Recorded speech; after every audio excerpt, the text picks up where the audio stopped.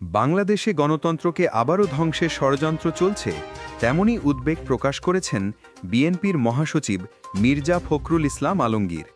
আসুন জানি কেন আজ এই উদ্বেগ প্রকাশ করা হলো এবং কি বললেন তিনি শহীদ রাষ্ট্রপতি জিয়াউর রহমানের মাজারে ফুল অর্পণের সময়। আজ শুক্রবার জাতীয় বিপ্লব ও সংহতি দিবস উপলক্ষে মির্জা ফখরুল শহীদ রাষ্ট্রপতি জিয়াউর রহমানের মাজারে শ্রদ্ধা নিবেদন করেন। তিনি সতর্ক করে বলেন, গণতান্ত্রিক অগ্রযাত্রাকে ধ্বংস করতে এখনও কিছু গোষ্ঠী নানা ধরনের ষড়যন্ত্র চালাচ্ছে।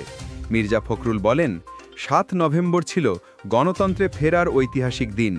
সেই দিন আমাদের স্বাধীনতা ও গণতান্ত্রিক অধিকারকে ফিরিয়ে আনে। আজও সেই দিনকে স্মরণ করে আমাদের সকলকে ঐক্যবদ্ধ হতে হবে। তিনি আরও জানান, বর্তমান সময়ে গণতন্ত্রকে সুদৃঢ় রাখতে রাজনৈতিক ঐক্য ও জনগণের জাগরুকতা অপরিহার্য।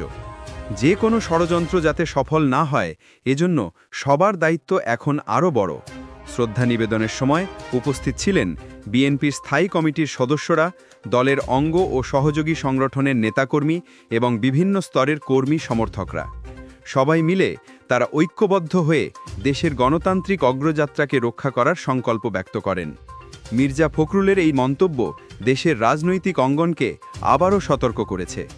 গণতন্ত্রের ভবিষ্যৎ সুরক্ষিত রাখতে প্রতিটি নাগরিকের দায়িত্ব এখন অতীব গুরুত্বপূর্ণ। ভিডিওটি যদি আপনাদের ভালো লেগে থাকে তাহলে লাইক দিন, শেয়ার করুন এবং আমাদের চ্যানেলটি সাবস্ক্রাইব করতে ভুলবেন না, যাতে দেশের গুরুত্বপূর্ণ সংবাদ আপনি সময় মতো পেতে পারেন।